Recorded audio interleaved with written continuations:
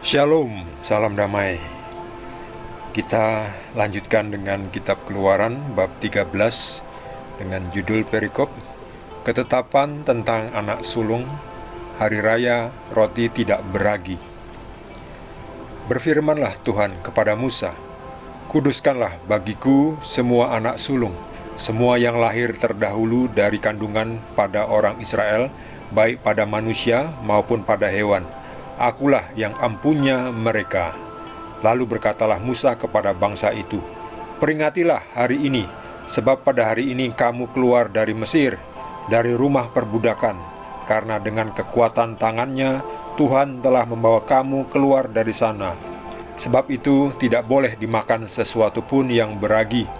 Hari ini kamu keluar dalam bulan Abib, apabila Tuhan telah membawa engkau ke negeri orang Kanaan, orang Het, orang Amori, orang Hewi, dan orang Yebus, negeri yang telah dijanjikannya dengan sumpah kepada nenek moyangmu untuk memberikannya kepadamu, suatu negeri yang berlimpah-limpah susu dan madunya. Maka engkau harus melakukan ibadah ini dalam bulan ini juga.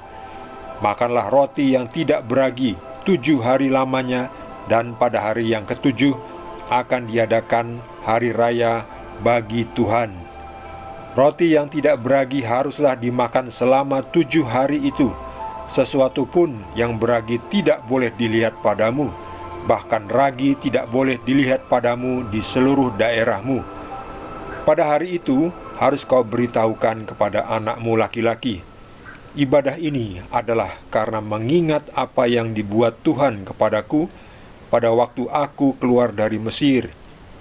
Hal itu bagimu harus menjadi tanda pada tanganmu dan menjadi peringatan di dahimu, supaya hukum Tuhan ada di bibirmu. Sebab dengan tangan yang kuat Tuhan telah membawa engkau keluar dari Mesir.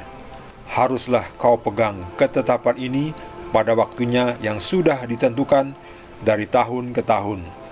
Apabila engkau telah dibawa Tuhan ke negeri orang Kanaan, seperti yang telah dijanjikannya dengan sumpah kepadamu dan kepada nenek moyangmu, dan negeri itu telah diberikannya kepadamu, maka haruslah kau persembahkan bagi Tuhan segala yang lahir terdahulu dari kandungan, juga setiap kali ada hewan yang kau punyai beranak pertama kali. Anak jantan yang sulung adalah bagi Tuhan. Tetapi setiap anak keledai yang lahir terdahulu kau tebuslah dengan seekor domba, atau jika engkau tidak menebusnya, engkau harus mematahkan batang lehernya. Tetapi mengenai manusia, setiap anak sulung di antara anak-anakmu lelaki haruslah kau tebus. Dan apabila anakmu akan bertanya kepadamu di kemudian hari, apakah artinya itu?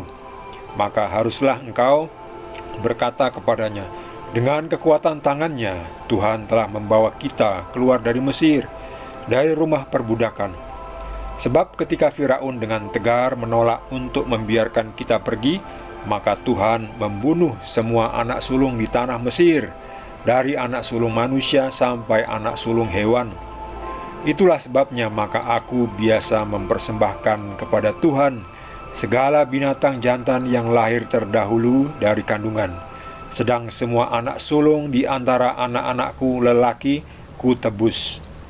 Hal itu harus menjadi tanda pada tanganmu dan menjadi lambang di dahimu, sebab dengan kekuatan tangannya Tuhan membawa kita keluar dari Mesir. Demikianlah sabda Tuhan.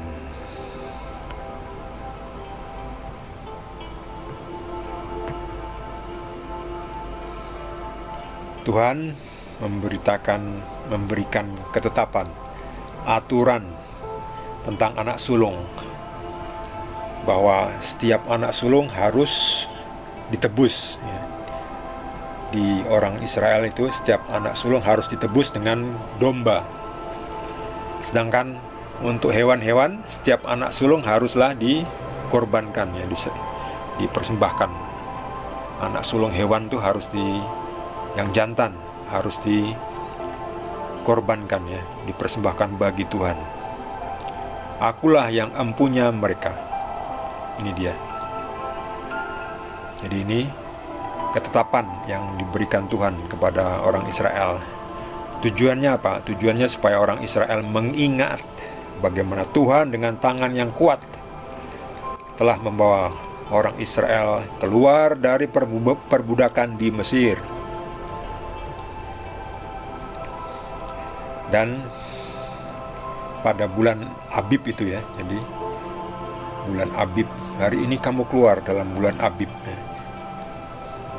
bahwa Tuhan membawa orang Israel. Jadi ini Tuhan membawa orang Israel.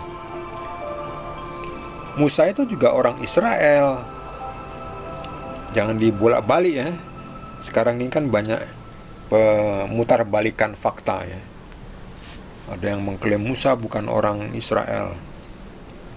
Musa itu dari bangsa Israel. Orang-orangnya Musa, umatnya Musa itu orang Israel. Dan Tuhan membawa mereka ke negeri orang Kanaan, orang Het, dan seterusnya itu yang ada di Kanaan sekarang ini ya, di Yerusalem dan sekitarnya itu memang diberikan Tuhan untuk orang Israel. Sekarang ini ribut-ribut selalu ya, dari dulu ya.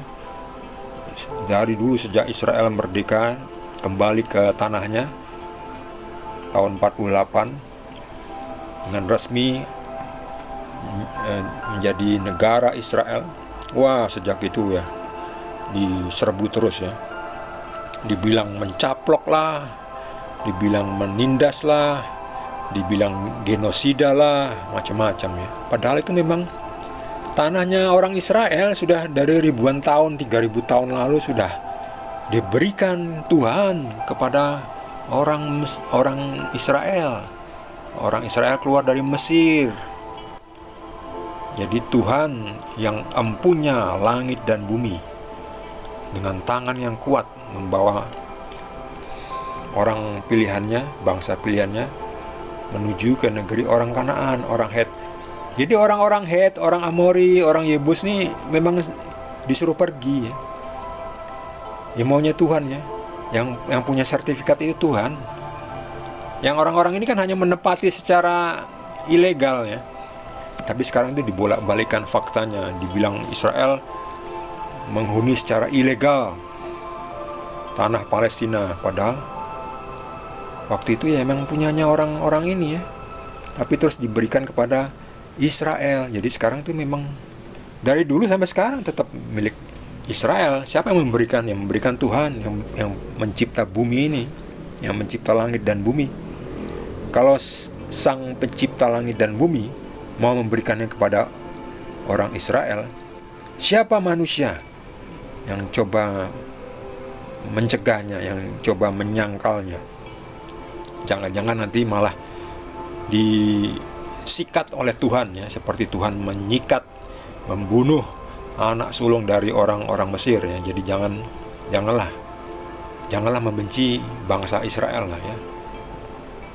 Siapa yang mengutuk bangsa Israel akan dikutuk oleh Tuhan. Gak usahlah, berdamai aja, bekerja sama orang Israel ya. Toh tanahnya masih luas di sekitar itu ya. Dekat Yordania, dekat Mesir, dekat Arab Saudi itu masih luas ya. Mau ya negosiasi ya, minta sebidang tanah ya. Di negara yang masih luas itu, Yordania masih luas sekali, Mesir masih luas sekali. Mau ya ngomong baik-baik, kami minta tanah supaya kami diizinkan tinggal di sekitar itu juga ya. Lalu kerjasama. Justru itu yang disenangi oleh Tuhan, maka akan diberkati. Sebaliknya kalau terus-menerus mengutuk, terus-terus memerangi Israel, justru nanti Tuhan sendiri yang akan memerangi bangsa-bangsa yang memusuhi Israel.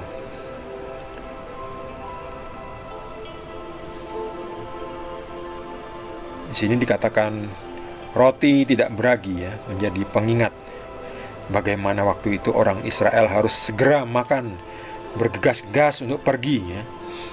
Nggak ada waktu lagi untuk buat roti yang menunggu mengembang dengan pakai ragi ya, nggak ada waktu ya. Roti tidak beragi ya. Jadi itulah pakai roti tidak beragi menjadi pengingat.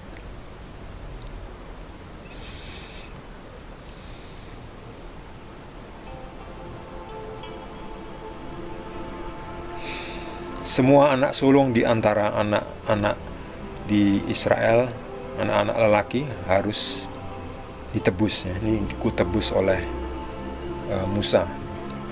Jadi Musa memberitahukan kepada orang-orang Israel bahwa semua anak-anak sulung harus ditebus dengan ini domba ya. Makanya tiap Paskah itu kan ada mengorbankan domba, di mana darah domba itu dilumurkan di tiang-tiang pintu, di kanan kiri dan di ambang pintu juga di atas. Itu sebagai tanda korban domba, darah domba, di mana Tuhan lewat. Jadi rumah orang yang ada dilumuri darah anak domba itu selamatnya. Rumah-rumah orang Israel itu. Makanya untuk menebus anak sulung, jadi bukan anak sulungnya yang dibunuh, tetapi domba, anak sulung jantan dari domba, untuk mengingat bahwa Tuhan membunuh anak sulung dari Mesir, termasuk hewan juga ya. Semua yang anak pertama itu dibunuh oleh Tuhan. Sedangkan anak sulung dari Israel selamat sampai sekarang. Sampai sekarang Tuhan masih berkenan kepada orang Israel ya, khususnya yang sekarang sudah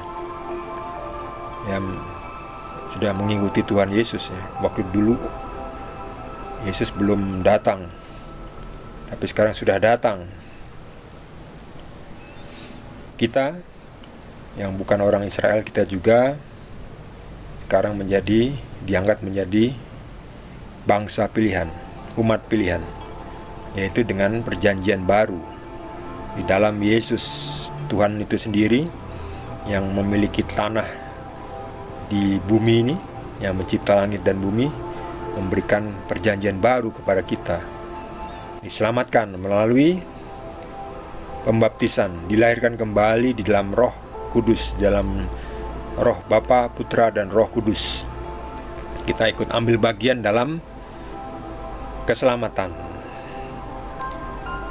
Jadi sekarang keselamatan sudah ditawarkan juga ke bangsa-bangsa lain. Bagi saudara yang mendapatkan tambahan penjelasan dari Roh Kudus, boleh juga berbagi. Yang belum subscribe, jangan lupa di subscribe dan juga di like. Kita akan lanjutkan dengan perikop berikutnya, masih dari Kitab Keluaran. Terima kasih. Tuhan Yesus berkati kita semua.